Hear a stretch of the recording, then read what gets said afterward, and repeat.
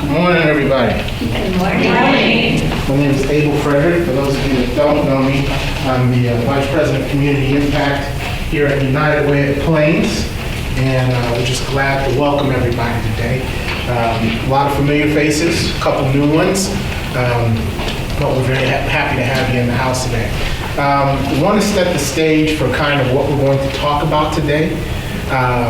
We want to be very open and transparent. Also want to celebrate some of the work that we as funding partners in the room have done, right?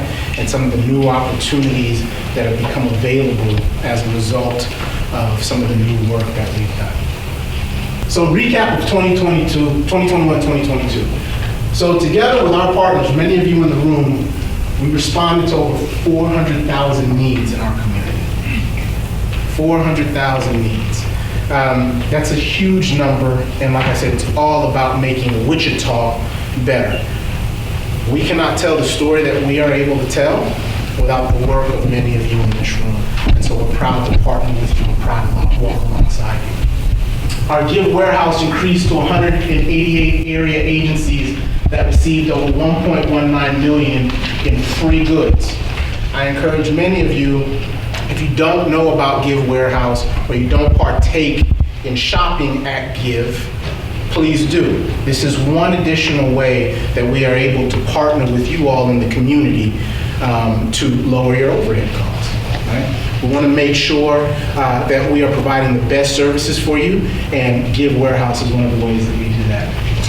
We answered over 122,000 calls for help through 211. Many of the agencies in this room are whom we directed those calls to. 211 is one of our crisis lines. It is where it's what I call the nonprofit 911. So when people are living in crisis, we're able to direct them to our partners, and you are able to provide immediate assistance. And then we convened over 5,500 volunteers who served over 34,700 hours at area nonprofits through our volunteer center. Our volunteer center is another resource that we want to make available to you. We have ramped up things in our volunteer center. We've ramped up things in terms of community engagement, right? We really view that as a resource. I know that it can be, as someone who has worked nonprofit my entire career, I understand that it can be hard to look for volunteers. I understand that it can be hard to recruit volunteers. We want to be able to do that for you. Right? And so please, we have Nikki Cisneros as well as Amy Holly, who are standing in the back, our community engagement manager, as well as our volunteer center manager. Please connect with them if you have any volunteer needs. We'd love to assist you with that. Operational Immunization administered 1,000 vaccines for free to the community. Operational Immunization comes up October 15th of this year. Many of you serve individuals that are of lower socioeconomic status, right, that cannot afford to go get a flu shot, that may need a flu shot.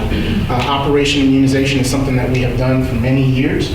We would love, and we will send out some material to each of you to let you know where those sites are, 5 sites on October 15th, but we would love to have your clientele take part in that. We want to continue to keep the community healthy, and this is one way we'll be able to partner to do that.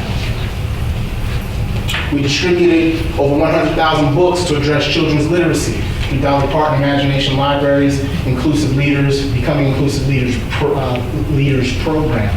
And so literacy and education is a big thing for us here. Our ECBG Block Grant, our Dolly Parton Imagination Library program, our 3 priorities in the area of education. Literacy is huge for us. We thank you for partnering with us on those things. Our VITA-free tax preparation program processed almost $8 million of tax refunds back into the community. There are those of you in this room where we were able to have free VITA tax sites. You opened up your doors and you allowed us to bring our volunteers in and host the community for individuals who make $60,000 or less to have their taxes done for free.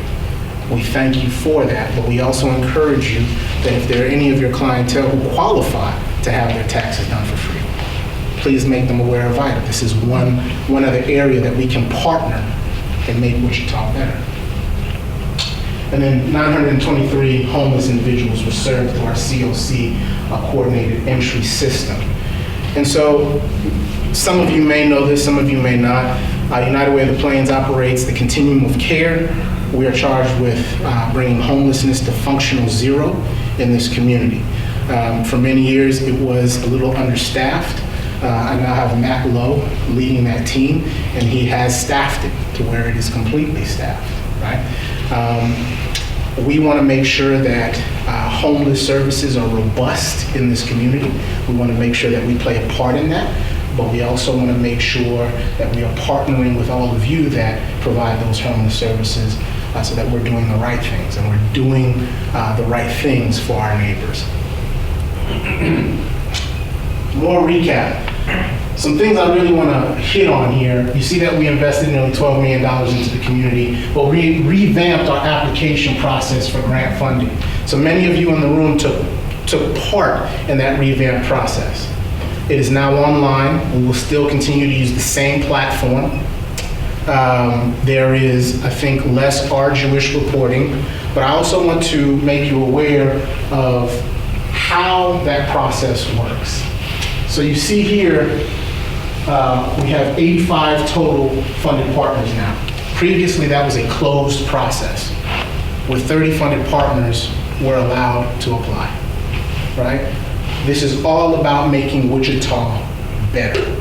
We have 4 focus areas: health, education, financial stability, basic needs.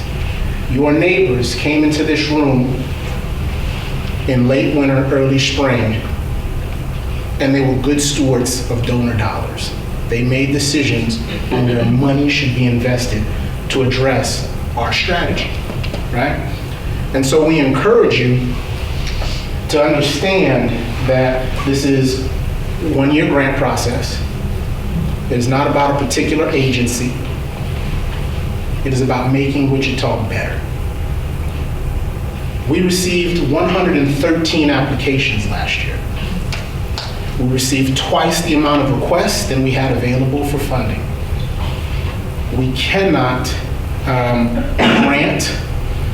we cannot make grants to everyone, but we can walk alongside you and continue to partner in other ways. Our volunteer center, our Give Warehouse, Vita Free Tax program. We want to allow a great partnership in this community so that we continue to make Wichita better, whether it's through grant funding and being a funded partner or in other ways. And then 2 new funding opportunities: Promise on the Plains and Impact on the Plains. Some of you in here were recipients of Promise on the Plains grant. Some of you were recipients of Impact on the Plains grant funding. In full transparency, this is another way for us to walk alongside some of the smaller nonprofits in our community that are also doing impactful work, right? For many years, we have not been able to do that, but we said, look, it is our responsibility to do that. And so we're walking along smaller nonprofits that may not have the opportunity to have a grant writer in-house, a development director in-house, a volunteer center coordinator in-house, where we can talk about best practices and help them through some of their struggles. So as we continue into the new year, United Way of the Plains' mission is to invest in human potential and address the social determinants of health. Our whole strategy is based on that. And many of you in this room help us do that. Together we work to close gaps and provide care. And as I said earlier, health, education, financial stability, and basic needs remain the 4 focus areas of our United Way of the Plains. I'm going to show you something. And so as I talked earlier, this is the social determinants of health, things that make up a strong and robust community. You have education, access and quality, healthcare and quality, a neighborhood and built environment, social and community context, and economic stability. And under those areas, you have things like literacy, early childhood education, quality of care, hunger, access to healthy food, housing, transportation, community engagement, discrimination, equity, employment, income, medical bills. With your help in some of these different initiatives, we have been able to do things like Promise on the Plains, our new Bank On initiative that we announced last week, our Ride United last mile delivery initiative that we will announce this week, which will help address food insecurities in our community, our Coaching for Literacy program, our Vita-Free Tax Return program. And we're able to knock out several areas under these 5 social determinants of health. So, as we continue today, I want to be very open and transparent. Last year, we made a strategic shift. And I don't know if we communicated things well enough when we made that shift. So there is more communication on our part that I feel we need to do. I have charged each of these 4 impact managers to do it. There are some language changes around some of our strategies. It does not mean that certain work is going away. It's not what it means. It just means that we have changed the language to make things more clear so everyone knows where their work fits.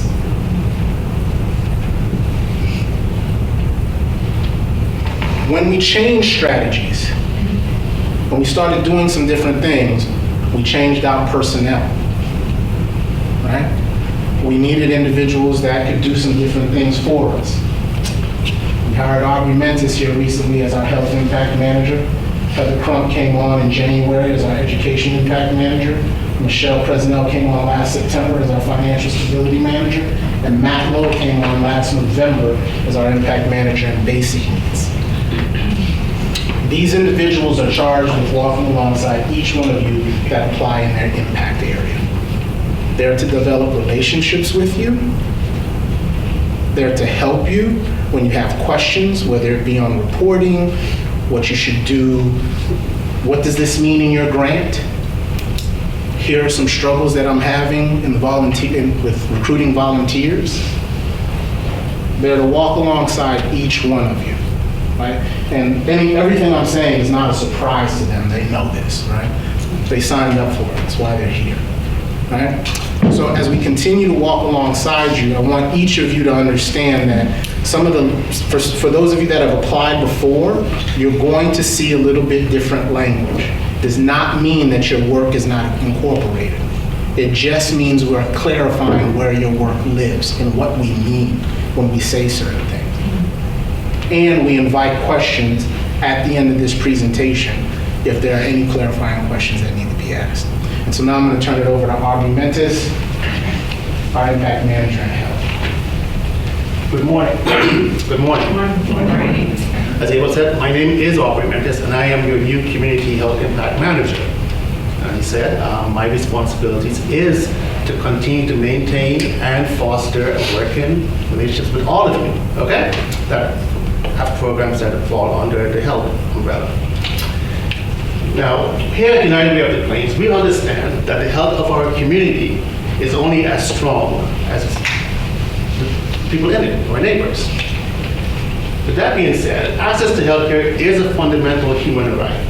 Every person should have access and the opportunity to receive quality care when they need it, regardless of their income or social status. In 1966, Dr. King, in addressing the medical professionals, made the following statement: of all the forms of inequality, injustice in healthcare is the most shocking and inhumane. Now, this was about, what, 56 years ago?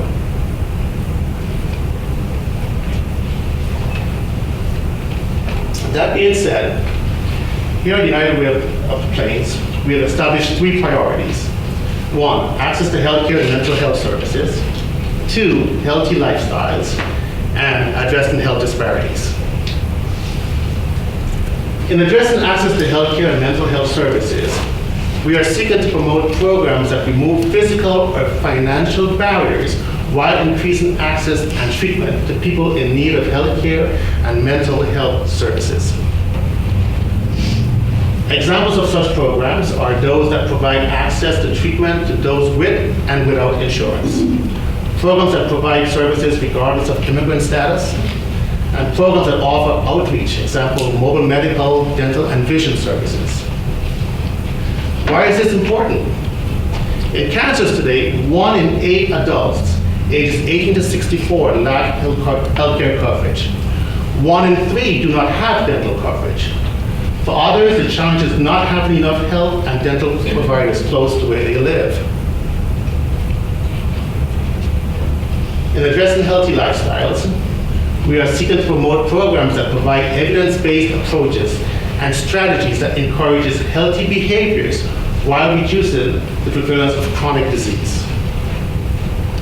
Examples of such programs are those that provide recreation and physical activities, programs that encourages healthy eating and weight management, programs that provide nutrition education on how to prepare healthy meals. Why is this important? Tobacco use and obesity remain the leading causes of preventable death and illness in Kansas. Approximately 1 in 3 Kansans are obese. That's a whopping 35.2% of our population, guys. In addition, another 16.2% of Kansans continue to use tobacco products. In addressing health disparities, we are seeking to promote programs that promote equity in the healthcare and mental health fields by addressing the disparity of care available to people of protected classes. Examples of such programs are those that provide equal access to services regardless of social and economic status, programs that focus on providing services to people of color and minorities, and programs aimed at reducing the prevalence of chronic illnesses that impact minorities and people of color. Why does it matter? Kansas minorities often experience language barriers, poverty, unemployment, lack of insurance, access to health providers, which prevents them from receiving adequate medical care and effectively being able to communicate their medical history, symptoms, and concerns to their physicians. That being said, at this time, I'd like to take a moment to introduce my colleague, Heather Crump, our Education Impact Manager. Good morning. So glad you guys are here. I am the Impact Manager for Education, and it's something that's really passionate for me because it's how we move the needle on things. It's something that you can't take away from anybody once you have it. So education is the foundation for success in schools, the work and life. It is the cornerstone for a strong community, like I said. You can't lose your education. Once you have it, no one can take it away. The United Way of the Plains education pillar focuses on children cradle to career. So the strategy for education has not changed. However, the names have changed. As Abel had said, we changed the names just to make things more clear, to see where your programs fit. So these are the same strategies that we have seen in the last year, just with more clear and concise naming. So the pillars under education are kindergarten readiness, on-grade achievement, and college and career readiness. The future academic success of children depends on their kindergarten readiness, including the ability to focus, think logically, recognize important words, and speak clearly. In Wichita, about 60% of students are not kindergarten ready when they enter schools. That is a big deal. Why? Because kids that come into school kindergarten ready are less likely to be retained. They're less likely to be put in as a special education identifier, and they're less likely to be incarcerated later in life. Programs that address this need in our community would be things that advance children's kindergarten readiness skills. They would increase families' access to knowledge and skills to support their children's skills and support age-appropriate development. Parents are the child's first teacher. They know their kids better than anybody else.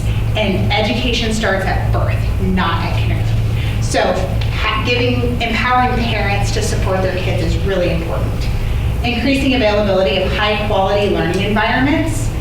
Obviously, in our area and around the country, child care is a big problem. And so how can we address that to get kids in programs that help them become kindergarten ready and increase professional development opportunities for early learning professionals? Why does it matter? Because early child education provides initial exposure to school and sets the tone for a child's educational career and leads to higher graduation rates. On grade achievement. We want kids to be able to be successful in the grade that they're in. Education it builds upon each other. So, we have a good foundation and it only increases in difficulty as time goes on. So if there are holes and gaps, it's going to be harder for the child to stay on grade level. So state standards provide information on what students should be able to do by the end of each grade. These skills are taught throughout the year and are used to track student progress.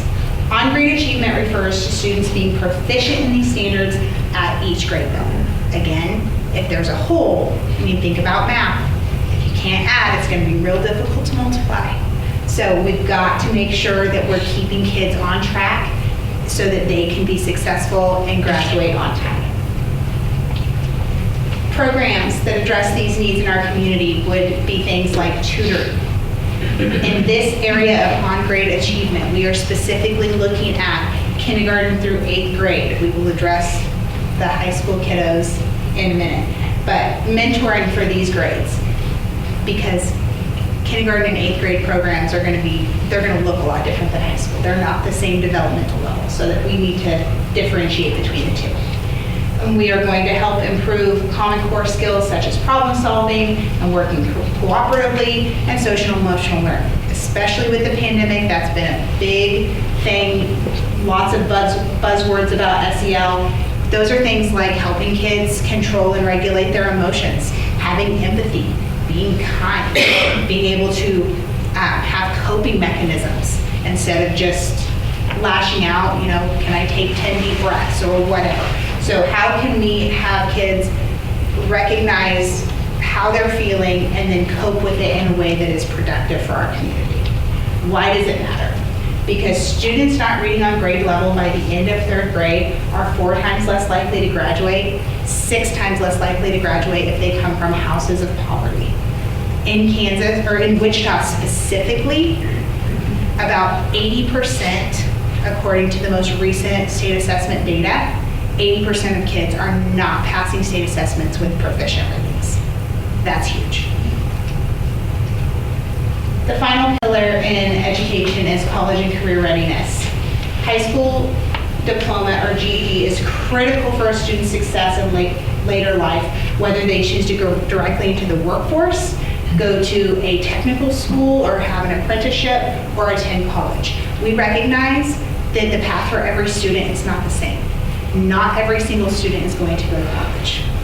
And we need people with technical skills. We need plumbers and HVAC and all of those things. Those are important too. So how are we supporting the whole child in every way that we can? Areas that impact these college and career readiness would have things like helping students graduate on time, mentoring high school students. Again, this is separate from on-grade achievement because the developmental level of these kids are different. A mentoring program for a kindergartner is not going to look the same as it is for a senior in high school. Accessing GED completion and developing soft skills that will help students prepare for college or career. Why does it matter? Students that don't graduate high school are 63 times more likely to be incarcerated than their college peers.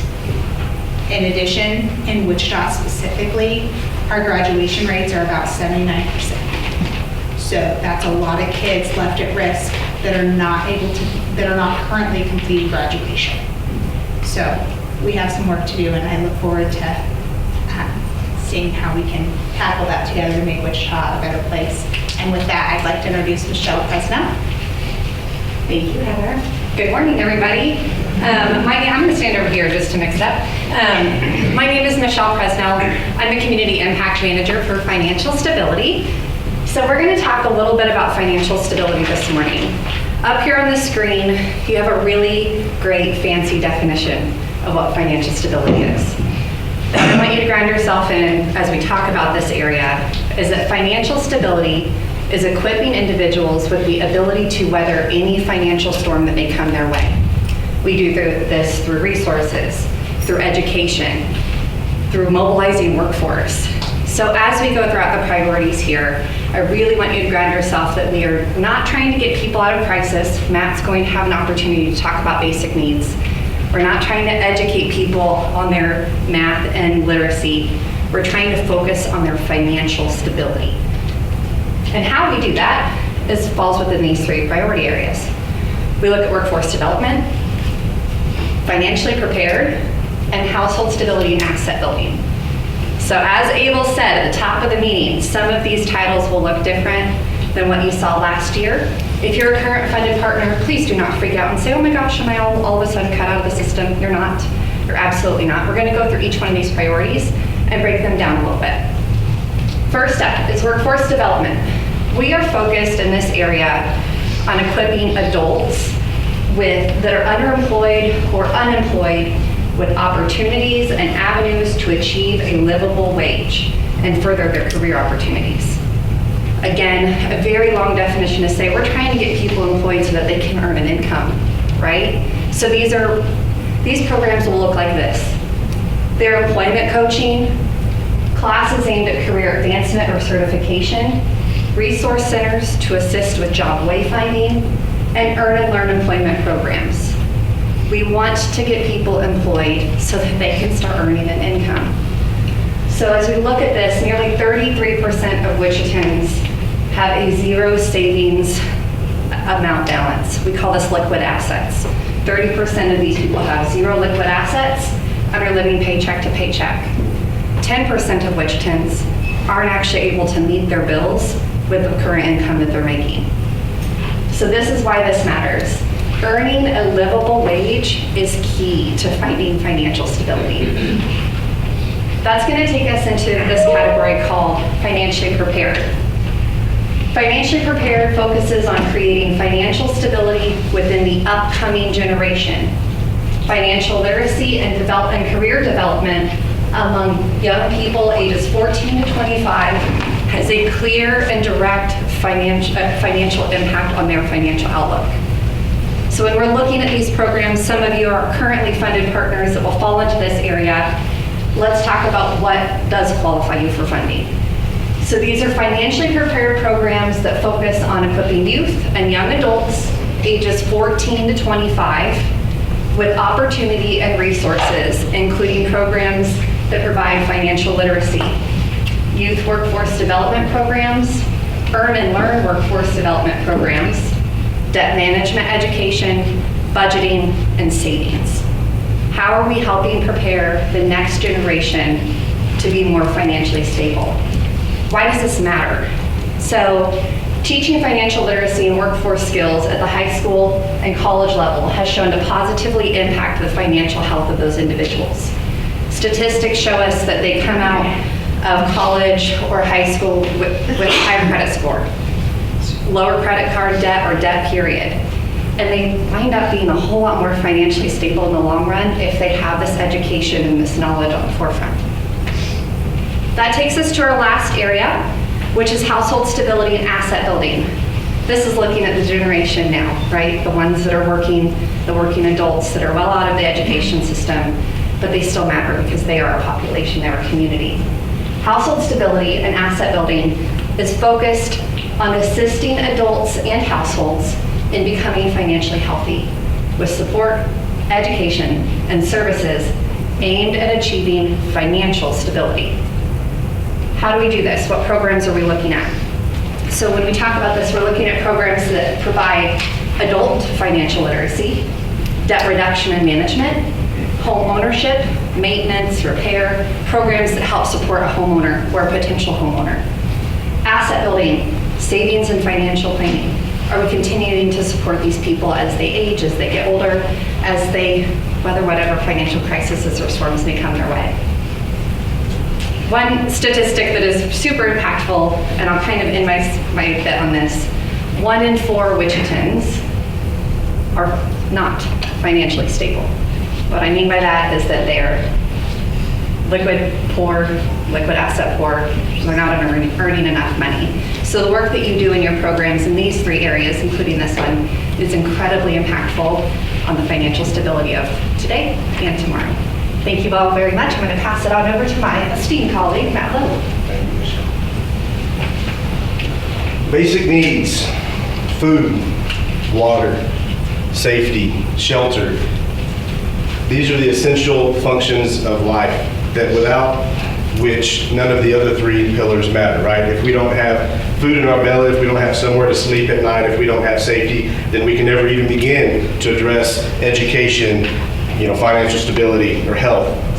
One of the key differences that I think about with basic needs that differentiates between this pillar and the others is that most of the programs that serve basic needs are focusing on people that are in crisis. They need something to eat today. They need somewhere to sleep tonight, and they need a safe place to go now. So within the basic needs pillar, we have a strategy that's fourfold. We look at programs under the area of food insecurity, rent utility assistance, homeless services, and protection from abuse. The first of which we'll talk about is food insecurity. That is the accessibility, availability, and affordability of varied food options in the community is often a barrier for low-income and underserved communities. 3 of the top 10 zip codes, poorest zip codes in our state, are right here in our community: 67214, 67211, and 67213. So the focus or the purpose of food insecurity and programs here is about getting people fed. It's about putting food in people's bellies, right? They need something to eat. Do we want it to be healthy? Sure, of course we want it to be healthy. But at the end of the day, we want to get food in their bellies because they need something to eat tonight so that they can go to bed and get up and focus on the other things that they need the next day. So, examples of programs that address food security in our community. Programs that are strategically located. They locate food supplies in areas with high poverty and low access to food. So they put their food pantries in areas where there are food deserts, where there are people that are in poverty, right? And they're strategic about doing that. They provide transportation or delivery of food to those with location barriers. So they can't get to the food bank. They can't get to where the food is. So they either deliver it to them or they make it more accessible. Or they repurpose prepared food to feed people in poverty. Why does it matter? Because people who are food insecure are more than twice as likely to have poor health, obesity, or diabetes. It's a big issue in our community. Secondly, we have rent utility assistance. To prevent an individual or family from falling into homelessness, rent utility assistance provides emergency funds to prevent loss of space or essential utilities. This is about keeping people in housing, all right? We want to prevent homelessness. We want to see families and individuals stay in their housing. Why is that important? Because homelessness is expensive, and we're not just talking about money here. It affects the mental health of the person experiencing it. When someone goes into homelessness, it affects their emotional state, it affects their mental state, it increases the trauma and stress all the way around. It affects a child's ability to stay on grade level. So there's an educational cost. People on the street are more likely to have serious health conditions, resulting in emergency room visits, hospital stays, etc. And it costs a lot to run shelters and help people get back into housing. Staffing, facilities, etc. So, more options are needed for people to get assistance with rent and utilities. That's key to keeping people out of homelessness. Examples of programs in this area are those that, programs that pay past due rent, utilities, and then what we call diversion. Diversion is kind of a new concept in our community. We don't see a lot around that. Basically, those are programs that when someone presents, at a shelter or somewhere else, they have flexible funding to where they can, rather than saying, come into shelter, they can say, is there a family member, a friend that you can stay with? Can we support that family member and friend, maybe with helping with some utility costs or some rental costs? Can we put you in a hotel or motel for a couple of weeks until you're able to get back in housing?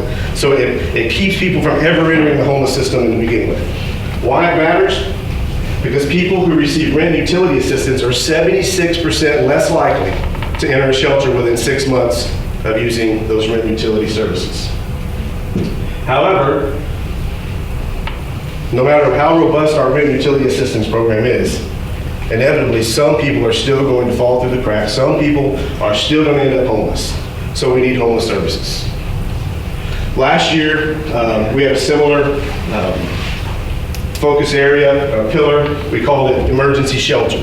However, we realized that that was almost too narrow of a focus because it was somewhat misleading. Because shelter is not the only thing that people that are experiencing homelessness need.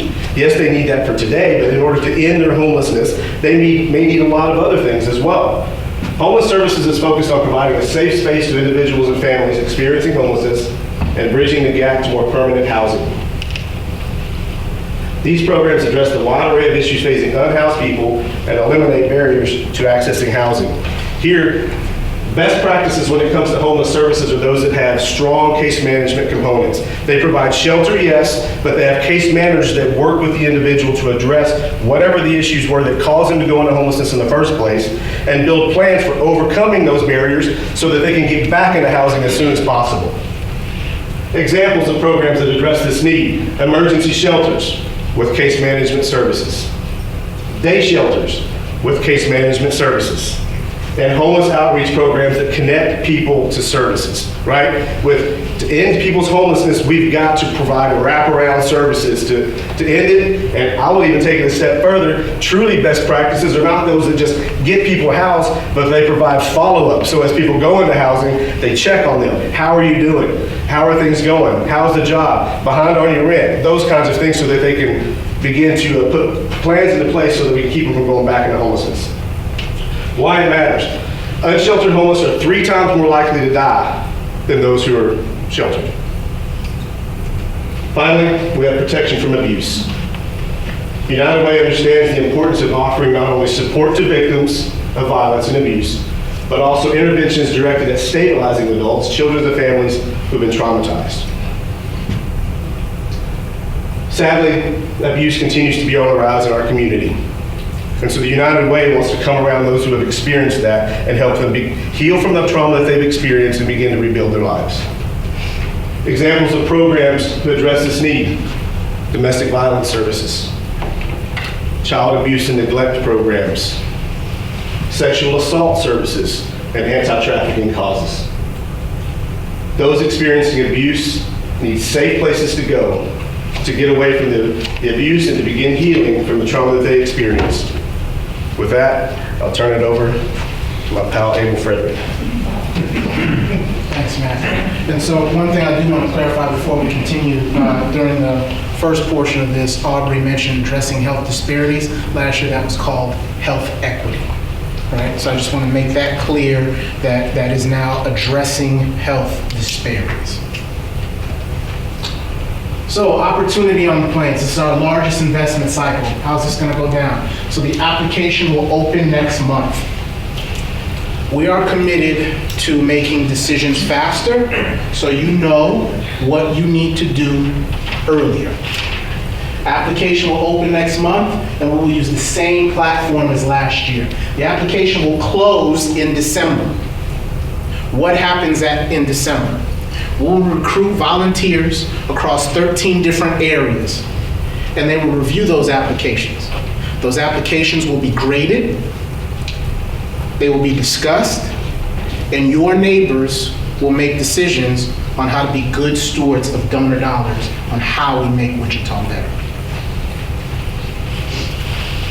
That happens in February, and then in April, we will make the award announcements. And as usual, our grant period will begin July 1st, next year, 2023. Something I want to show you, we talked a little bit about the different funding streams that we have now. We're able to walk alongside larger nonprofits as well as some of our smaller friends that may not have as robust services. I want to show you this video, and then I'm going to tell you a little story.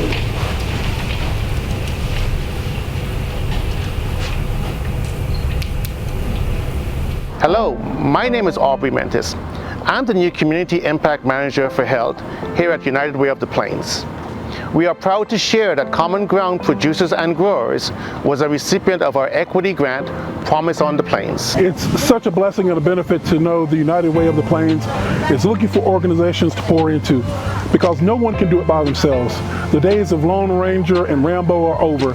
Now it is really about collaboration and partnership, and what can we do together to make sure that as many people are supported, taken care of, given access to, based off of partnership. Because it's one thing for one person to have a mission, but it's another thing for a group of people to have a mission and a vision and then carry it out. Like Randy said, no one can do it all by themselves. This partnership between United Way of the Plains and Common Ground producers and growers is one of the ways together we are making this a better community for all. So in full transparency, Common Ground producers and growers applied across all 3 areas last year. They applied an opportunity on the plains, they applied for impact on the plains, they applied and promise on the plains. They were not granted funding in 2 of those areas. But we were still able to walk alongside them, talk about best practices, help them understand where they may fit, and we still provided an opportunity for them. As I said earlier, this is not about one agency. This is about making Wichita better, right? And so it may be a no right now. Our volunteers, our community, our neighbors may say no for right now. But it also may be that there's another area where you fit. And last but not least, I do want to share one last video with you, because we cannot do the work that we're able to do without the work that you do.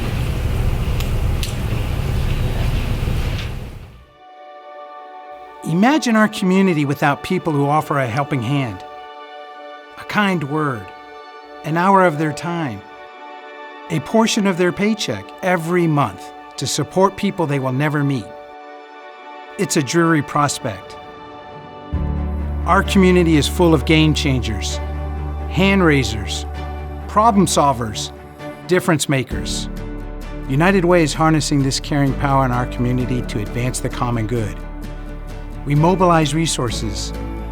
We create change. We unite the community. But it won't happen without you.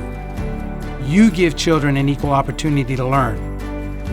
You provide the next generation a pathway out of poverty. You connect people to health services, physical and mental. And you meet the basic needs for families in their darkest hour. To help our neighbors live better. But we need more of you. Volunteers, partners, donors. Because you are United Way. Be there for your neighbors. Show that you care. Give today, because if we want to live better, we must live united.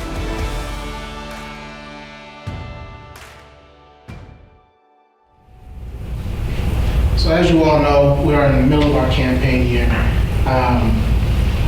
We want to continue to partner with many of you in the room so that we are able to make Wichita better and we are able to do impactful work. You all are the boots on the ground.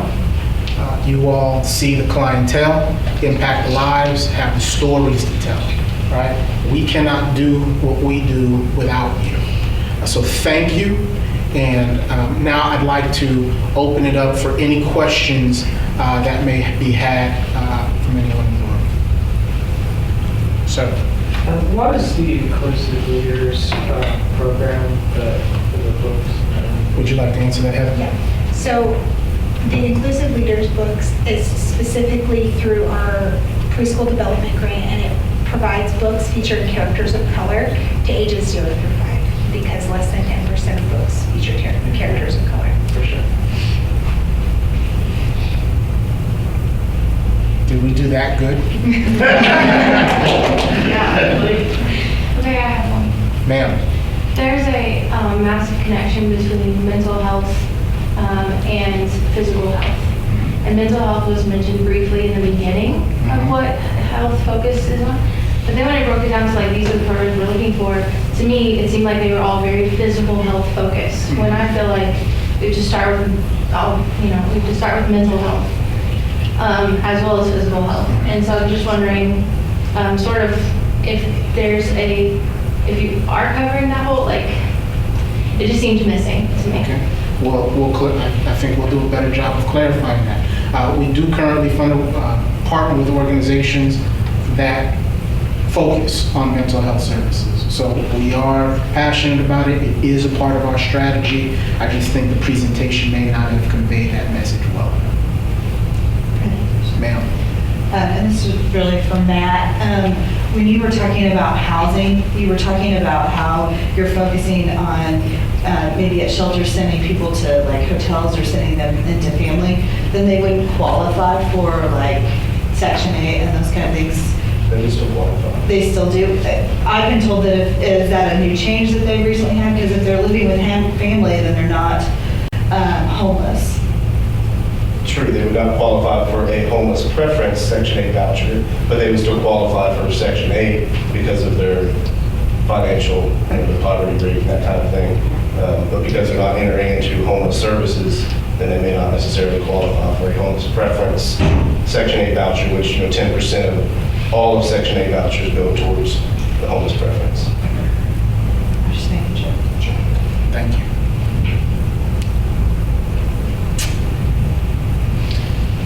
Ma'am.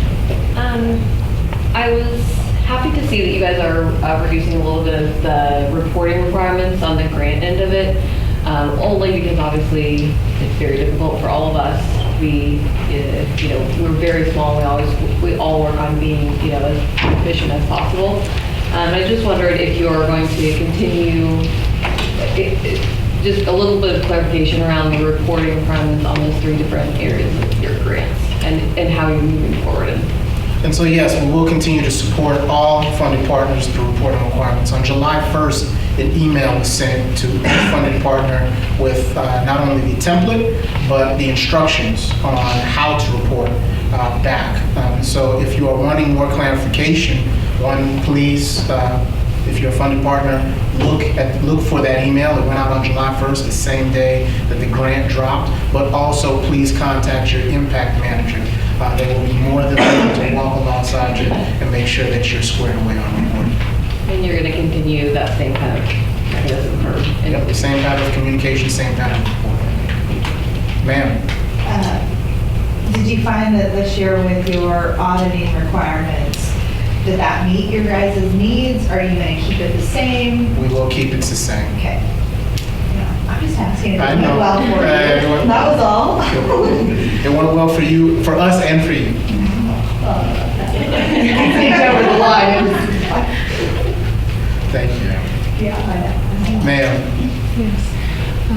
For agencies that have multiple programs and last year received funding from multiple revenue streams, do we apply the very same way this year, or do we have to apply for the different types of funding streams available? So when you say different types of funding streams, do you mean the different pillars within our largest funding stream, or do you mean applying in the large funding stream and then Opportunity on the Plains, Impact on the Plains?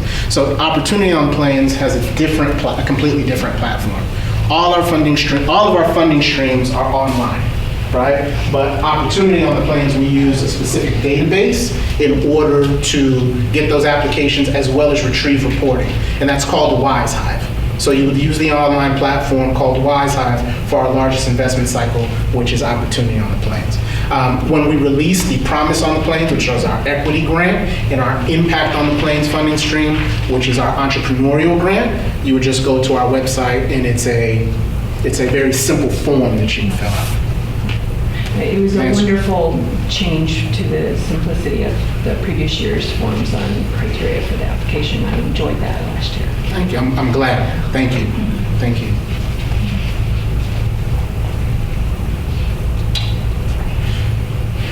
Ma'am?